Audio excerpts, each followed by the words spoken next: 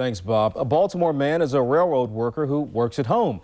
George Baumann says you could call him a small-scale railroad baron in Maryland. By George.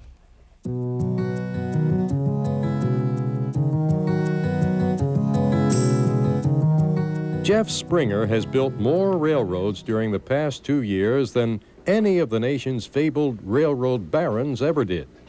But of course he builds on a smaller scale.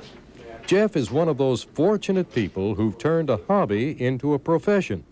He's one of the few people in the nation who build model train layouts for those who can afford the best. Somehow Jeff found time to build his own layout.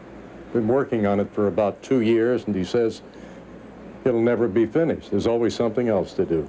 His layout, like those he builds for clients to their specifications, is marvelously crafted to the smallest detail. Jeff practiced graphic art until he discovered he could make more money with what had been just a hobby. He builds 10 to 15 of his luxury layouts a year. What do people say when you meet them, they say, well, what do you do for a living? Well, that's always interesting because, you'll be in a social setting and people, well, I'm a doctor and I'm a lawyer. And it comes to me and I'm like, well, I build train layouts for a living. And that always stops the conversation. And people are usually really fascinated by it. And at first they can't believe it.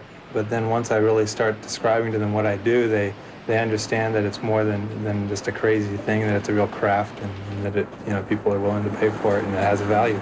Jeff Springer's Rolls-Royce of model train layouts cost from $1,000 to as much as $40,000, depending on size and complexity.